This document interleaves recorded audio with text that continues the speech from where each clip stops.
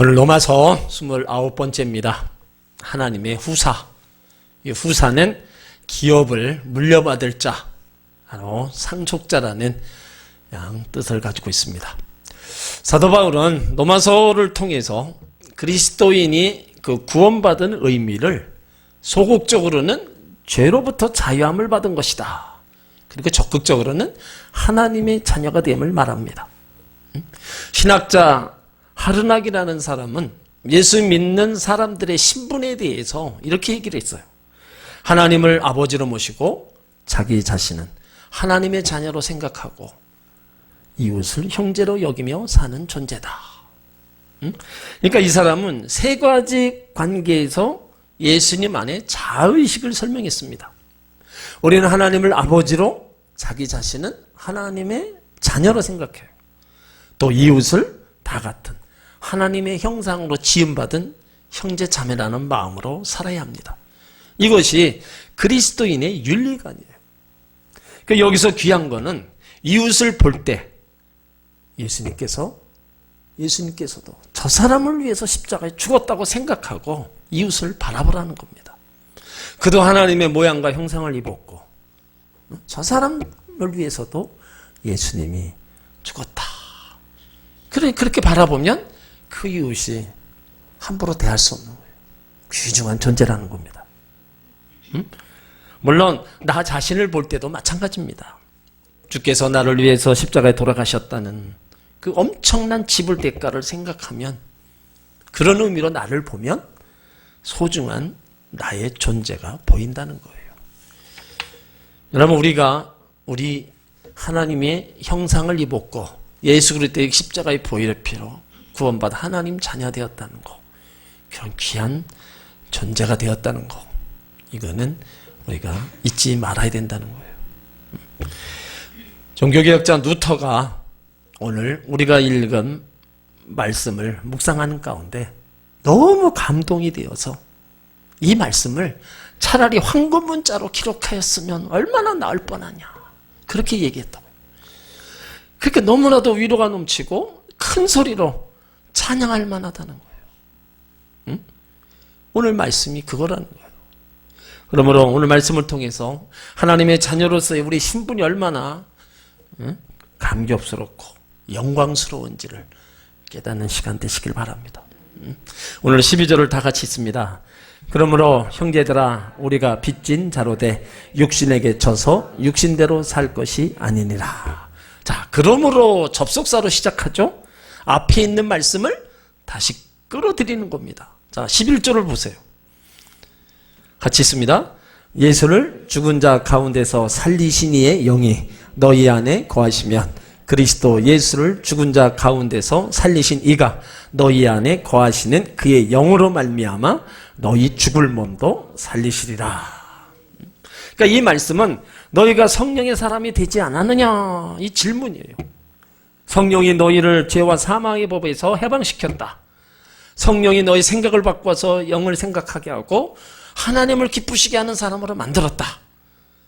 이제는 너희가 육체에 있지 아니하고 영에 있다는 것을 명심하라, 그 말이에요. 그렇기 때문에 육신대로 살면 안 된다는 말입니다. 육신의 삶을 살 때 육신이 이끄는 대로 끌려다니는 자리, 이거는 분명 우리가 육신대로 살 때 있었던 현상입니다. 그러나 이제는 성령이 사람이 되었으므로 성령의 인도함을 받는 삶을 살아야 할 책임이 나에게 있다는 말입니다. 오늘 육신대로 살 것이 아니니라, 아주 단호한 말씀이에요. 우린 그러죠. 마음은 원이로되 육신이 약해서 넘어진다. 여러분, 이런 말 하면 안 돼요. 이런 말 해서는 안 됩니다. 성령을 모시고 사는 사람은요, 이런 말이 나오지 말아야 된다는 겁니다. 형제들아, 우리가 빚진 자로 돼. 여러분, 육신의 빚이 아니라 영적인 빚을 말합니다. 로마서 1장 14절에서도 바울이 얘기합니다. 헬라인이나 야만인이나 지혜 있는 자나 어리석은 자나 다 내가 빚진 자다. 그러니까 바울에 맡겨진 사명을 감당에 있어서 빚진 사람의 감정으로, 그 심정으로 일했습니다. 빛은 어떤 빛이든 어떻게 해요? 갚아야 돼요. 잠언 22장 7절에 보면 부자는 가난한 자를 주관하고 빚진 자는 채주의 종이 되느니라. 자, 빚진 사람은 죄인이라는 말이 있어요. 빚을 갚지 않으면 하나님 앞에서나 사람 앞에서 죄인이 됩니다. 빚은 저번 사람만이 알아요. 그 고통, 그 서러움이 있습니다. 혹시 여러분 빚진 자가 있다면 낙심하지 마시고 하나님께 매달리시기 바랍니다. 하나님 영광을 가리지 않도록 하루속히 갚을 수 있도록 축복해 주옵소서. 여러분 기도하시기 바랍니다. 하나님은요, 가난을 해결하실 수 있는 능력이 있어요. 남과 비교하는 것은 하나님이 일하지 않습니다. 저 사람은 저거 있는데 나는 왜 없습니까? 내 거 보지 못하고 다른 것만 부러워하고 나도 저 사람 가지고 있는 거 나에게도 주십시오. 이런 기도는 하나님 들어주시지 않아요. 근데 내가 없고 가난에 처했을 때 우리를 가난하게 부욕해 하시는 예수님, 그 가난하심으로 인해서 우리를 부욕해 하실 수 있는 능력이 있다는 거예요. 그러므로 하나님 앞에 우리는 낙심하지 말고 계속 기도해야 된다는 거예요. 성경에 보면 그 용납하는 빛이 한 가지 있어요. 그 빛이 로마서 13장 8절에 있어요. 빛아, 사랑의 빛 외에는 아무에게도 빛을 지지 말라. 우리는 이 사랑의 빛을 줬습니다.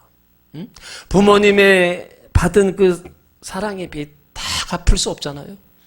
여러분, 더 큰 사랑이 뭡니까? 하나님 사랑이잖아요. 그러니까 우리 모든 하나님의 그 사랑의 빚진 자들이에요. 사랑의 빛을 지고 국률의 빛을 지고 있다는 겁니다. 그래서 빚진 마음으로 살아가는 사람은 하나님에게나 사람에게 겸손해질 수 없습니다. 그래서 오늘 여기 12절의 그 빛이 바로 그 빛이에요. 이런 빚진 자는 육신에게 져서 육신대로 살면 안 된다는 겁니다. 더 이상 육신의 빚진 자가 되어서는 안 된다는 거예요. 왜 그래요? 우리는 예수 그리스도 십자가에서 우리의 모든 육신의 빚, 그 죄값을 이미 예수님이 치러 주셨다는 거죠. 이제는 빛을 다 탕감받았습니다. 자유몸이 되었어요. 우리의 육신의 빚진 자처럼 바로 육신의 인도함을 받고 육신대로 살지 말아야 된다는 거예요. 우리는 하나님의 자녀가 되었습니다. 그렇기 때문에 하나님의 빚진 자들이에요. 그럼 우리 살 일이 뭡니까? 하나님의 영의 인도함을 받는 성도들이 되어야 된다는 거예요. 이제는 육신에게 빚지지 말고 우리 속에 죄짓게 하는 마귀의 유혹에서 얽매이지 말아야 된다는 거예요. 여러분, 죄를 지으면 이상하게 뭐예요? 죄의 종이 되어 끌려다닙니다. 우리가 죄를 짓고 나서라도 빨리 회개하고 빠져나와야 돼요. 그래야 거기서 벗어나지. 한번 거기 빠져가면 계속 끌려다가서 죄를 낳고 그 죄가 장성한 자 사망까지 이르는 겁니다. 죄를 안 질 수 없다고 얘기해요. 그러면 빨리 우리 회개하고 돌이켜서 그 육신의적인 삶에서 빨리 벗어나야 된다는 겁니다. 그래서 12절에 말씀하고 있는 그러므로 형제들아 우리가 빚진 자다. 하나님께 예수님께 다 빚진 자로다. 그런 은혜를 갖고 있는 우리들이 육신에게 져서 육신대로 살지 말라는 거예요. 그리고 13절에는 여전히 육신대로 살면 그 결과가 비참하다고 얘기합니다. 13절을 읽습니다.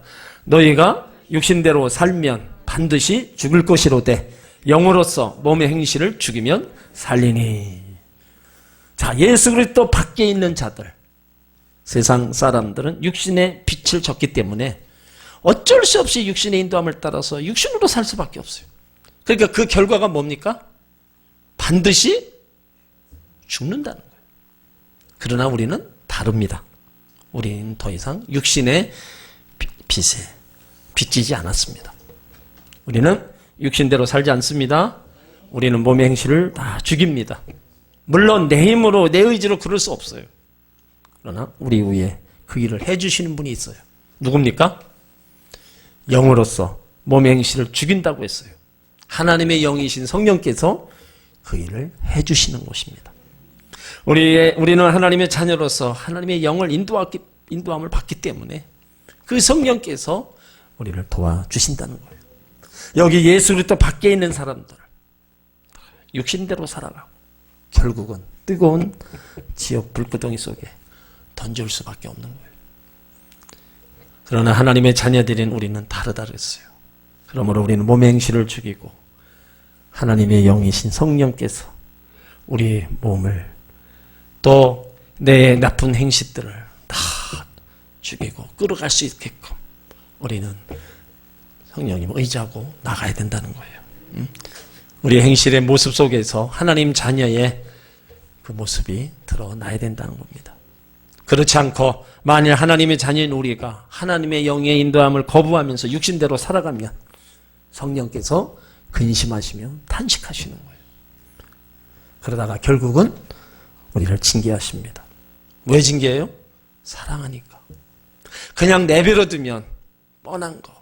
세상으로 나가고 심판받을 길로 갈 걸 뻔하니까 우리를 사랑하셔서 징계하시는 거예요. 그 징계는 바른 길로 인도하시기 위한 겁니다.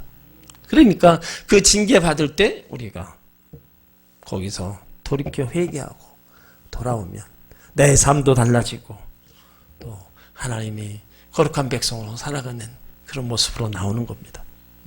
감리교 창시자였던 요한 웨슬리 어머니 수산나 12명의 자녀를, 아니 19명의 자녀를 키웠어요.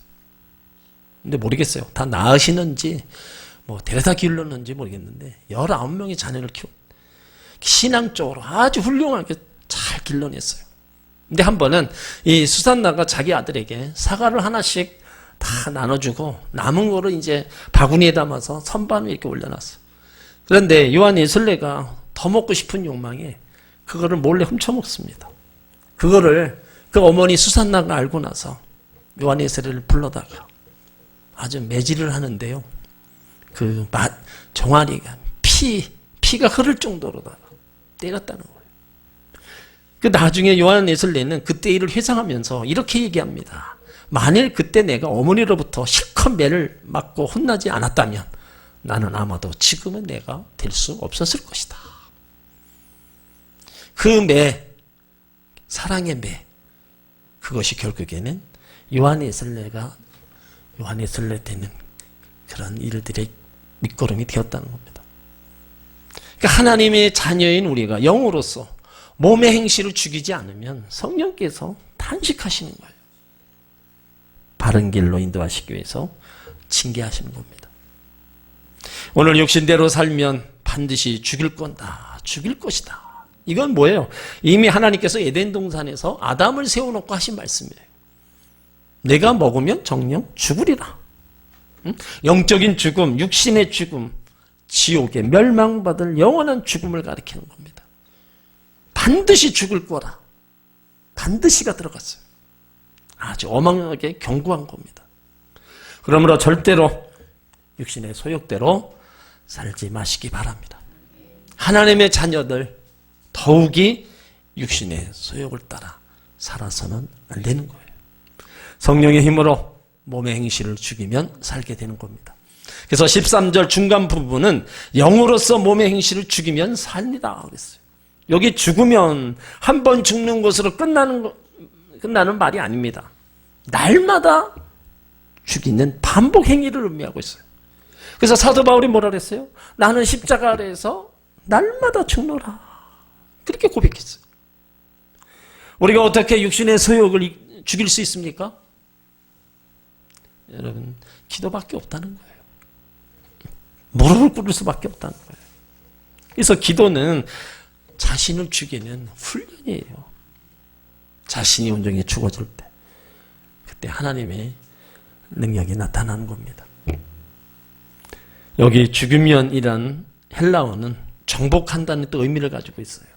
그러므로 성령의 능력으로 몸의 행실을 정복하면 살게 된다는 뜻입니다. 몸의 행실을 죽인다는 거, 인간의 중심적인 생활 원리를 가리키는 것으로서 육신의 정욕을 따르는 마음을 억제하고 성령의 뜻을 따르려고 힘쓰는 것을 얘기하는 거예요. 그래서 하나님의 영이신 성령, 그 성령은 엎드려서 자신을 죽이는 자에게 온다는 거예요. 저쪽으로 의지하고 매달리는 자에게 성령이 오신다. 그러면 성령의 인도함을 받게 되고 성령의 9가지 열매를 맺는 생활을 하게 되는 겁니다. 성령의 9가지 가운데 맨 마지막 절제. 사람들이 자신을 조절하고 절제하는 사람. 인간의 욕망을 물리치고 뿌리치고 모든 것들을 이겨나갈 수 있는 힘이 생기는 겁니다. 근데 대부분의 사람들이 이 부분에서 못하는 거예요. 욕망과 정욕을 다스리지 못합니다. 절제하지 못합니다. 그러다 보니까 범죄가 일어나는 거예요. 그러므로 우리는 성령의 도우심을 받아야 승리하는 줄 믿으시길 바랍니다. 야고보서 1장 14절에 보면 오직 각 사람이 시험받는 것은 자기 욕심에 끌려 미혹된다. 이런 말씀이 있어요. 그러니까 누구나 욕심에 끌려 잘못될 수 있습니다. 이것이 우리 몸이 가지고 있는 약점이에요. 그러므로 우리는 성령의 능력으로 몸의 행실을 죽여야 산다. 몸의 행실, 행동만이 말하는 것이 아니라 언행심사의 전부를 얘기하는 거예요. 생각으로 짓는 죄, 말로 짓는 죄, 행동으로 짓는 죄, 습관으로 짓는 죄, 모두가 다 행실입니다. 이런 것들을 우리가 성령 충만한 가운데 우리가 이겨 나가야 된다는 거예요. 그래서 13절에 너희가 육신대로 살면 반드시 죽을 것이로되 영으로서 몸의 행실을 죽이면 산다. 자, 14절을 다 같이 읽습니다. 무릇 하나님의 영으로 인도함 받는 그들은 곧 하나님의 아들이라. 세상 사람들은 육신의 인도함을 받습니다. 그러나 우리는 하나님의 자녀이니까 하나님의 영의 인도함을 받습니다. 하나님의 자녀인 우리가 나갈 때 누가 우리의 걸음을 인도해 줍니까? 여러분 오늘 교회 올 때 여러분 스스로 내가 그냥 교회 가야지 그렇게 해서 왔다고 생각하시죠? 성령이 오늘 여러분의 발걸음을 인도해 주신 거고 거기에 여러분들은 순종하고 온 거예요. 성령이 교회로 인도하는데 아니다. 오늘 교회 가는 것보다도 다른 데 먼저 가야 되겠다. 불순종하고 갈 수도 있어요. 그건 내가 하기 나름입니다. 그렇지만 성령이 오늘 하나님의 전에 가야 될 것을 인도해 주시는 거 거기 순종하며 이게 나왔다는 거. 그러니까 하나님의 영이신 성령께서 친히 우리를 인도해 주신다는 거. 여러분 이게 얼마나 영광스러운 일이에요. 마치 이스라엘 백성들이 출애굽을 할 때 모든 계획을 하나님이 다 하셨잖아요. 6월절 어린 양 죽음을 당하고 광야를 지나서 가나안 복지를 향해 갈 때 낮에는 구름기둥 밤에 불기둥 다 하나님이 계획 속에 인도해 가셨어요. 마찬가지로 창세전부터 하나님은 우리를 하나님의 자녀로 이미 예정하시고 선택하셨어요. 이를 위해 6월절 어린 양 대신 예수님이 십자가에 죽으시고 그리고 하나님의 영이신 성령께서 우리가 인생길 걸어가는 동안에 우리 발걸음을 인도하셔서 우리를 하나님 아버지 나라까지 안전하게 인도해 주십니다. 이게 매 순간에 나와 함께 해주신 그 성령, 그 성령이 우리 안에서 탄식하시고 때로는 깨우쳐 주시고 때로는 우리를 이끌어 가시는 거예요. 그러므로 누가 감히 우리를 하나님의 손에서 빼앗을 수 있겠냐? 누가 감히 우리를 인도하시는 성령의 보살핌을 방해할 수 있냐 이거예요. 아무도 그럴 수 없다는 거예요. 성령님은 반드시 우리를 영원한 천국까지 안전하고도 무사히 인도하십니다.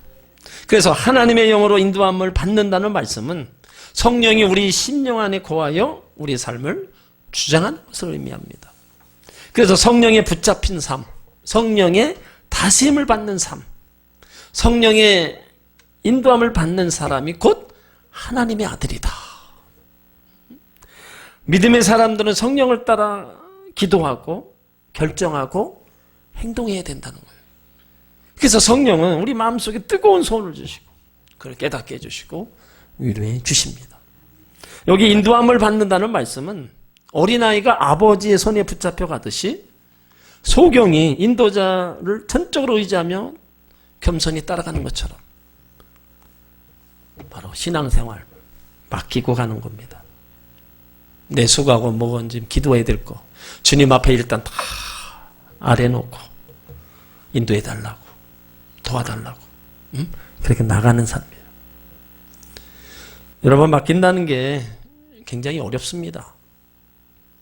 사업에 부도를 맞으면 뛰어다니면서 부도를 막아야지 성전에 와서 기도한다고 무엇이 이루어집니까?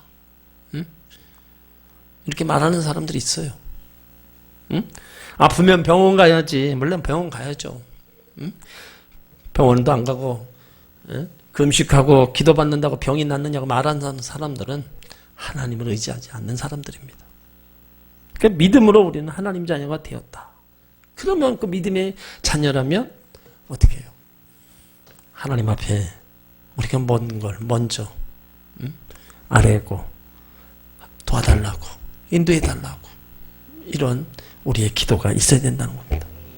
그래서 하나님과의 관계는 많이 알아서 배워서 많이 들어서가 아니고 바로 믿어야 된다는 거예요. 그러니까 믿으면 그 역사는 일어나는 겁니다.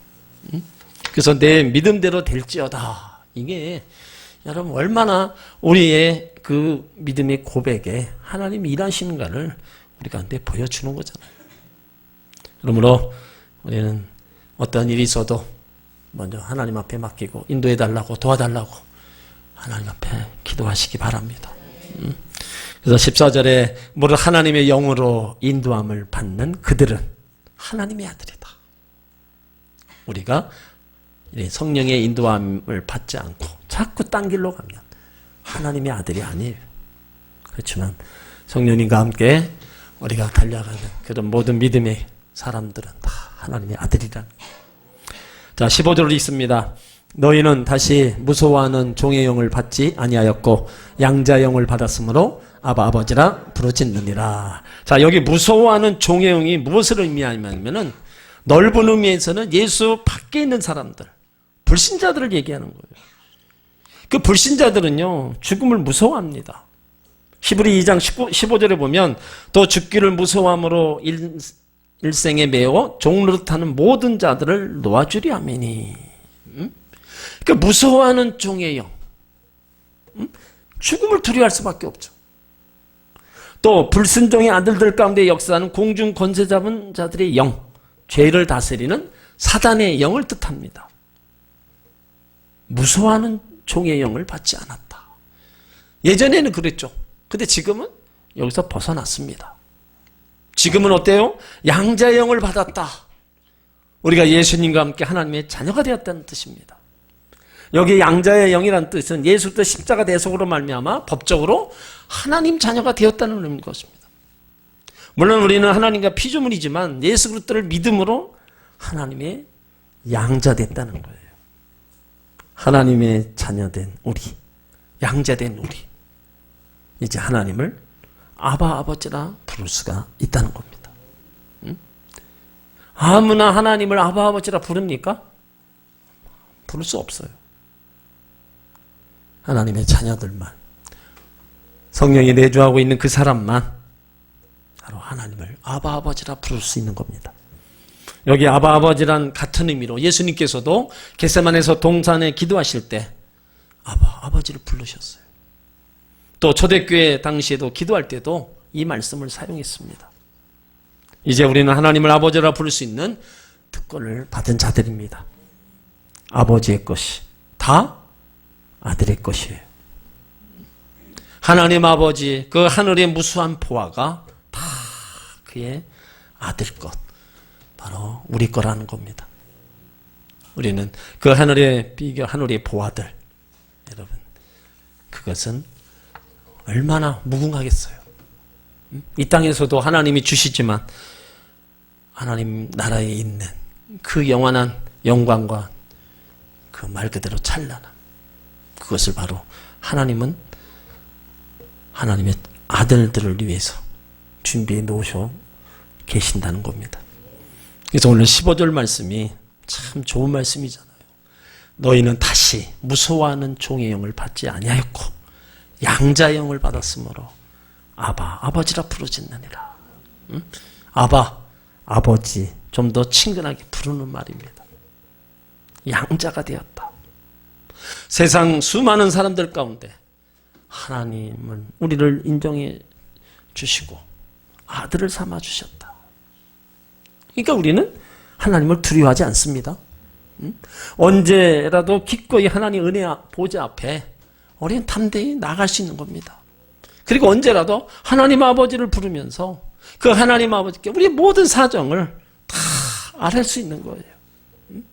여러분, 자녀들이 부모 앞에 와서 부모 앞에 뭘 얘기를 안 해요? 다 와서 다 얘기하잖아요. 어떤 아픔과 슬픔도 다. 우리도 마찬가지예요. 어떤 일이 우리 가운데 있을 때 하나님 앞에 나와서 아바 아버지 부르면서 우리가 하나님을 찾으면 언제나 하늘을 여시고 우리 강구에 귀를 기울여 주십니다. 우리를 위로해 주시고요, 힘을 주시고 문제를 해결해 주십니다. 여기 마지막 절에 부르짖는다는 말은 뜨거운 감정을 담고 소리내어 부르는 것을 얘기합니다. 또 어떤 경우에는 끈질기게 재촉하는 말이기도 해요. 다시 말하면 좋아서 부르는 소리예요. 반가워서 부르는 소리, 급해서 찾는 소리를 말합니다. 그러므로 아바 아버지를 부르는 것은 기도만을 의미하지 않습니다. 하나님을 찬송하는 것이고요, 행복해서 부르는 이름, 즐거워서 부르는 이름이라는 거예요. 여기에 아바 아버지라는 부르는 특권 속에 용서와 자유와 평안함, 보장된 생활이 다 들어있는 거예요. 구원받은 하나님의 자녀가 즐거운 비명으로 부르짖는 그 이름, 그거예요. 그러므로 여러분, 하나님을, 그 아버지를 여러분 자꾸 부르시기 바랍니다. 육신의 아버지도 부르면 힘을 얻는데, 만왕의 왕이신 하나님을 아버지로 부를 때 얼마나 좋겠어요.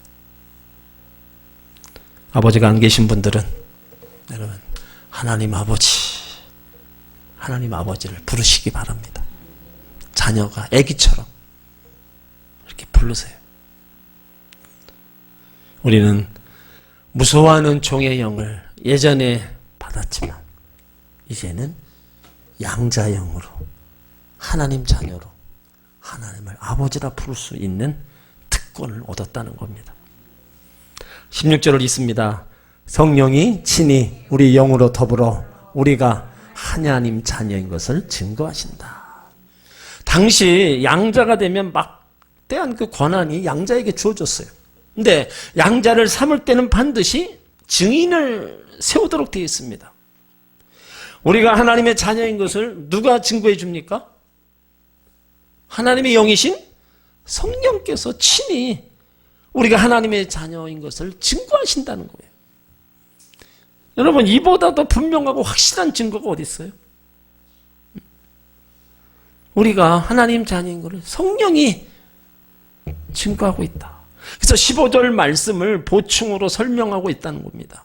15절에서 하나님을 가리켜 아바 아버지라 부를 수 있는 것이 성도의 의지적 작용이라면 16절은 성도를 하나님 자녀로 증거하는 것은 성령이 외적 증거라는 거예요. 뿐만 아니라 성도와 성령의 연합작용에 의해서만 가능하다는 겁니다. 성도가 하나님을 아버지라 부를 수 있는, 또 그것을 성령이 또 증거해 주는 것. 나만 아버지라 불러서 되겠어요? 거기에 누가 증인이 있어야 될 거 아니에요. 그걸 성령이 해주신다는 거예요. 그러니까 확실하다. 고린도후서 1장 22절에 보면 저가 또한 우리에게 인치시고 보증으로 성령을 우리 마음에 주셨느니라 말씀하고 있어요. 그러니까 사람들은 그 사람들이 반행하는 보증수표를 믿죠. 성령께서 우리 가운데 보증하신 것은 때론 믿지 못해요. 왜요? 안 보이니까. 하지만 우리는 하나님 말씀 속에 분명히 말씀하고 있어요. 그러면 우리는 믿어야 됩니다. 오늘 하나님께서 우리 아버지가 되심을 믿으시길 바랍니다. 하나님을 아버지라 부를 수 있는 거, 성령이 우리에게 오셔서 하나님 자녀임을 증거하고 있는 증거입니다. 성령의 감동해 주시지 않으면 우리는 절대로 하나님을 아버지라 부를 수 없습니다. 그래서 16절에 성령이 친히 우리 영으로 더불어 우리가 하나님 자녀인 것을 증거하신다. 자, 17절을 읽습니다. 자녀이면 또한 후사 곧 하나님의 후사요 그리스도와 함께한 후사니 우리가 그와 함께 영광받기 위하여 고난도 함께 받아야 될 것이니라. 자, 이게 후사란 말이 나옵니다. 기업을 물려받을 자, 상속자라는 뜻이. 우리가 누구의 후사입니까? 곧 하나님의 후사. 하나님 아버지의 모든 것을 이어받을 후사가 될 거라는 겁니다. 대기업 회장자를 이어받게 될 후사는 얼마나 대단해요? 한 나라의 왕위를 이어받게 될 후사, 얼마나 놀랍습니까? 근데 우리는 그 정도가 아니에요. 우리는 하나님의 후사입니다. 하나님 아버지의 나라의 모든 것을 이어받을 후사이에요. 그러니까 엄청난 거예요. 응? 인간이 들을 수 있는 말 중에서 최고로 감격적인 말입니다. 여기 그리스도와 함께한 후사니. 자, 우리는 하나님 나라를 예수 그리스도와 함께 공동으로 이어받을 상속자라는 거예요. 예수 그리스도께서 누리는 모든 영광을 우리도 똑같이 다 함께 충만하게 누리게 된다는 겁니다. 그러니까 하나님의 후사인 우리, 예수님이 누리시는 모든 영광을 빠짐없이 충만하게 무한대로 누리게 된다는 거예요. 로마서 8장 28장 18절 하늘과 땅의 모든 권세를 상속받은 후사. 고린도전서 15장 20절 예수님 부활의 승리를 상속받을 공동 후사. 계시록 20장 4절 장차 우리는 그리스도와 더불어 1000년 동안 왕노릇할 것이며 영원히 새하늘과 새 땅에서 주님과 함께 사는 후사라는 겁니다. 굉장한 사건입니다. 그런데 중요한 것은 우리가 이렇게 하나님의 후사가 될 수 있게 된 것은 오직 예수 그리스도의 십자가의 보혈의 공로입니다. 그래서 그 예수 그리스도의 십자가의 공로, 그 예수님을 믿는 게 우리 가운데 있어야 돼요. 그리스도와 함께는 후사, 또한 성도가 그리스도의 고난에 동참할 만큼 후사가 된다는 겁니다. 그리스도의 형상을 이룬 만큼 하나님의 것을 기업으로 받는다는 거예요. 그런데 후반에 뭐라 그랬어요? 그와 함께 영광 받기 위하여 고난도 함께 받아야 될 것입니다. 우리가 장차 예수 그리스도와 함께 받게 될 엄청나고 놀라운 영광을 생각한다면 이 땅에서 주와 더불어 받는 잠깐의 고난, 이거는요 우리가 얼마든지 기꺼이 즐거운 마음으로 받아야 된다는 거예요. 그래서 사도 바울은요 육신에 속한 것들을 다 배설물로 여겼잖아요. 일평생 그는 결혼도 하지 않았어요. 독신으로 살면서 주를 위해 헌신하다가 나중에 예수 그리스도를 위해 기꺼이 목숨을 바쳐 순교했던 사람입니다. 본인이 하나님 나라 후사 예수 그리스도와 함께 누릴 그 영광을 생각하면서 그렇게 살았어요. 일평생을 그렇게 살았어요. 대단한 거예요. 이 땅의 삶이 영원한 것도 아니고 지나고 나서 보면 바울의 삶이 옳은 삶이었다는 걸 우리는 볼 수 있잖아요. 성도에게 하나님의 영광스러운 기업을 알려주기 위하여 성도에게 합당한 자격자로 만드는 것이 필요합니다. 그 자격은 고난 중에서 믿음을 지킴으로 만들어져요. 그러므로 성도들에게는 고난을 받게 합니다. 예수 믿으면서 여러분 고난이 있어요. 내 개인적인 고난, 주변, 환경 다 고난이 있습니다.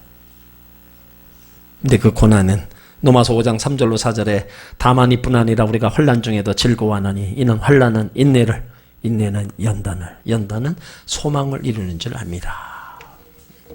그러니까 이 세상에서 그리스도인의 고귀한 가치, 영광을 얻기 위하여 지불할 대가가 고난이라는 거예요. 인간에게는 본능이 있습니다. 되고 싶은 본능, 먹고 싶은 본능, 하고 싶은 본능, 보고 싶은 본능, 사랑하고 싶은 본능이 있어요. 그런데 이러한 육신의 본능으로 살지 않고 주님의 뜻대로 살려고 하는 그 본능을 억제하는 것, 주님의 고난에 동참하는 계기가 된다는 거예요.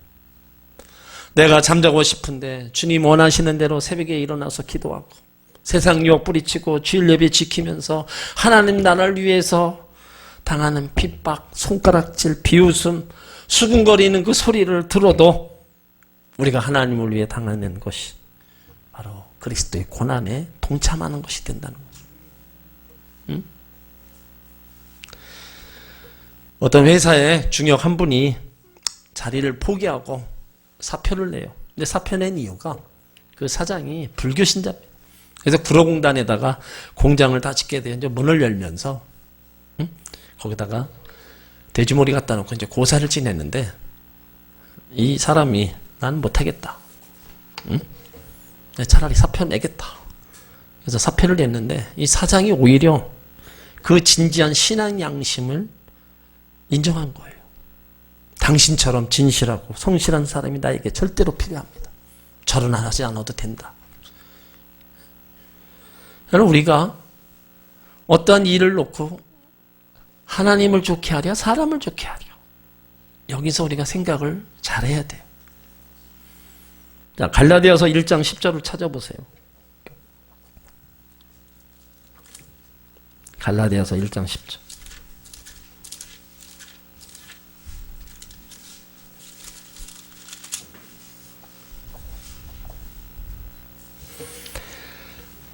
갈라디아서 1장 10절.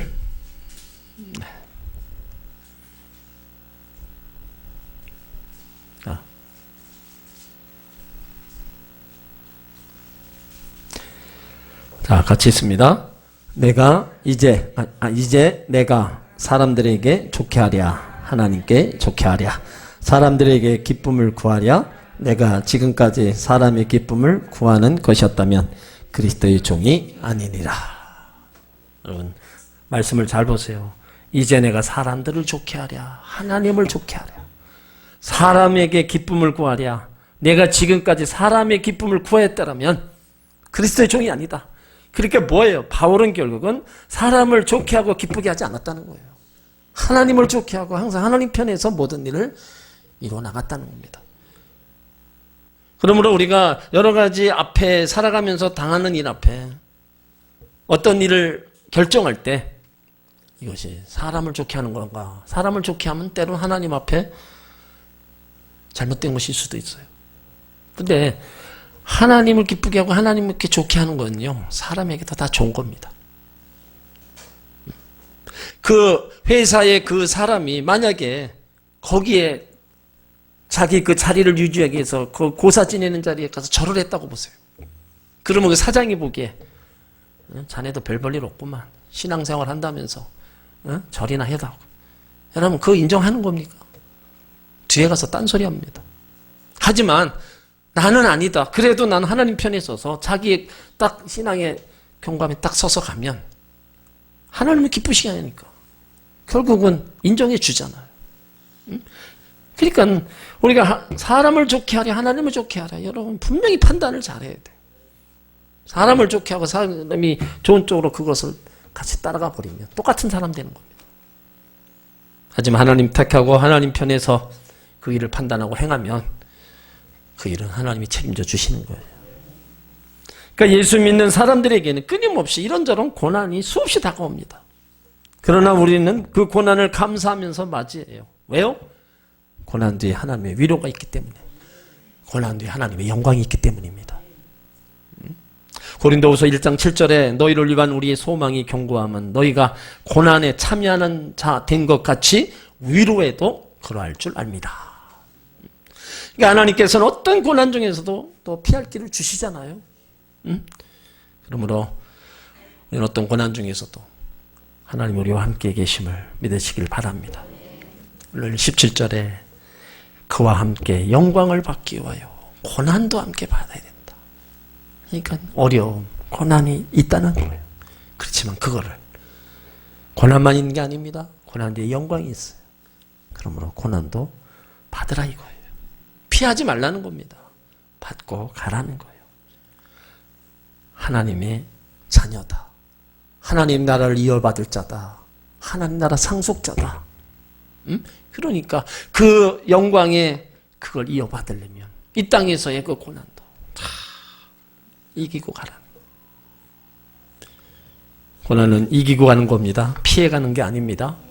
그걸 이기고 가면 그 고난은 떠나가고 그 고난은 또 우리 가운데 멀리 가버려요. 오늘 바울이요, 하나님 자녀로서의 우리 신분이 얼마나 영광스러운지를 오늘 말씀해 줬어요. 그러니까 루터가 얼마나 이 말씀이 귀중하면은 황금 글자를 새겨놓을 정도로 그렇게 생각했어요. 오늘 12절부터 다시 보세요. 그러므로 형제들아 우리가 빚진 자로 돼 육신에게 져서 육신대로 살 것이 아니다. 너희가 육신대로 살면 반드시 죽을 것이로되 영으로서 몸의 행실을 죽이면 산다. 무릇 하나님의 영으로 인도 안 받는 그들은 곧 하나님의 아들이다. 너희는 다시 무서워하는 종의 영을 받지 아니하였고 양자의 영을 받았으므로 아바 아버지라 부르짖느니라. 성령이 친히 우리 영으로 더불어 우리가 하나님 자녀인 것을 증거하시나니 자녀이면 또한 후사 곧 하나님의 후사요 그리스도와 함께한 후사니 우리가 그와 함께 영광받기 위하여 고난도 함께 받아야 될 것이니라.